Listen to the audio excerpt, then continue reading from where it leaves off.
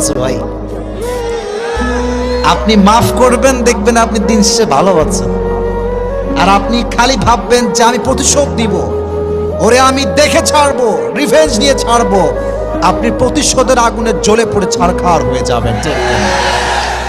So you have to forgive everyone from your heart. মন থেকে মাফ করবেন, হৃদয়ের প্রশান্তি দান করবে। একজন আওয়াজ দিয়ে বলেন, তিনি কে? মাফ করা শিখবো। আর যুবকদেরকে বলবো, তোমরাও মাফ করা শেখো। বেঈমানদেরকে তোমরা আল্লাহর জন্য ছেড়ে দাও, আল্লাহ ওদেরকে দেখে নেবে ইনশাআল্লাহ। যারা প্রতারক, যারা বিশ্বাসঘাতক, যাদের কথা কাজে মিল নাই, এদের সাথে কোনো সম্পর্কের দরকার নাই, এদের জন্য আল্লাহ একাই যথেষ্ট। ঠিক কিনা বলেন যুবকেরা? আমরা তো বড় মনের মানুষ, আমরা তো ব্রড মাইন্ডেড পার্সোনালিটি বিলং করি। আমরা মাফ করে দিব, বাদ বাকি আল্লাহ ভরসা। ঠিক কিনা যুবকেরা?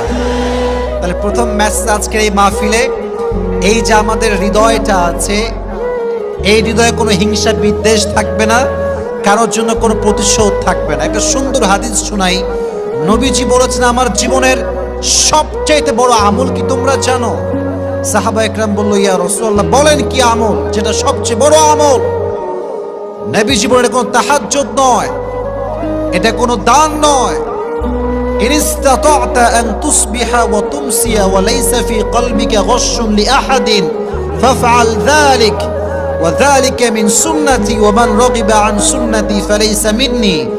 নবীজি বলেন, আমার জীবনের সবচেয়ে বড় সুন্নাত আমল হচ্ছে তুমি এক রাত কিংবা একটা দিন এমন ভাবে অতিবাহিত করবে যে তোমার হৃদয়ে কারোর জন্য কোনো হিংসা বিদ্বেষ থাকবে না।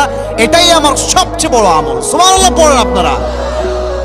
একজন সাহাবী যে সবাইকে মাফ করে দিত, নবীজি তার ব্যাপারে দুনিয়াতে তিনবার জান্নাতের সুসংবাদ দান করেছে। রংপুরের ভাইদের সুবহানাল্লাহ তো আসতে তো হইতে পারে না, জোরে সোরে সুবহানাল্লাহ পড়তে হবে তো। এজন্য আজ থেকে মাফ করব। রাজি আছেন তো ইনশাআল্লাহ? আল্লাহ আমাদেরকে এটা বোঝার তৌফিক দান করুক। পড়া আমিন। আর আসলে ভাই